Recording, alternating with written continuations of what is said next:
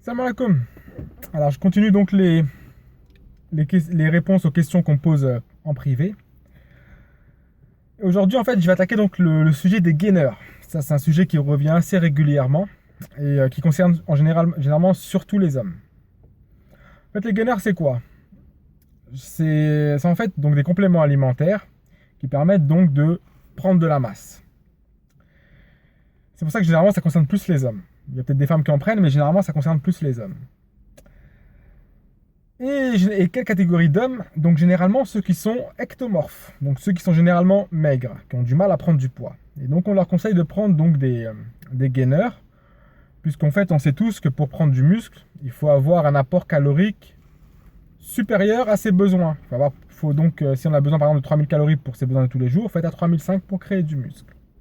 Et donc on a tendance à conseiller les gainers à ce type de personnes, donc qui ont du mal à prendre en muscle parce qu'en fait leur corps brûle très rapidement des calories. En fait, et dedans il y a quoi? Généralement, c'est surtout du sucre. C'est 50% en général, c'est du sucre.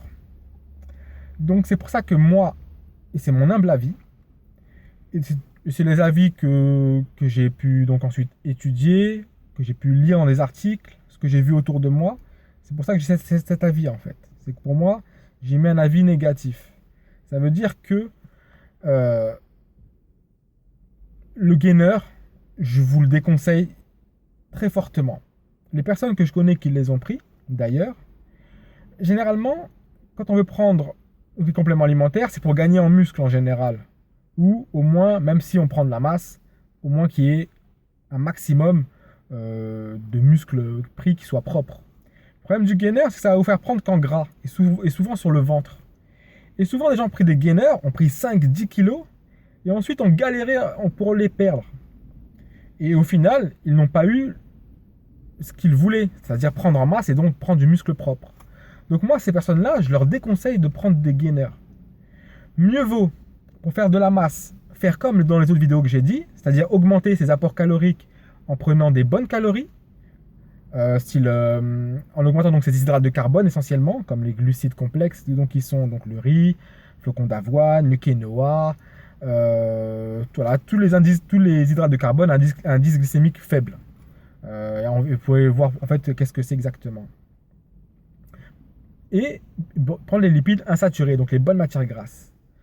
Donc moi, ces personnes-là qui veulent aller vers les gainers, je vous conseille plutôt, si vous voulez construire du muscle propre, c'est de manger, comme je dis toujours, proprement, et donc de préférer la nourriture au lieu des gainers.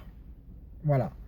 Parce que dans les gainers, vous allez surtout prendre du gras, et généralement, les gens qui l'ont pris ont regretté. Donc voilà, donc c'est mon avis moi sur les gainers.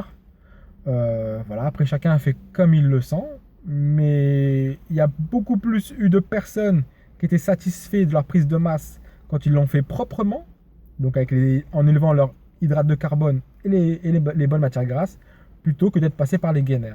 Donc c'est pour ça que je préfère dire que moi je suis plutôt contre les gainers par rapport aux résultats que j'ai vus, et plutôt il serait mieux que vous dirigiez vers donc vers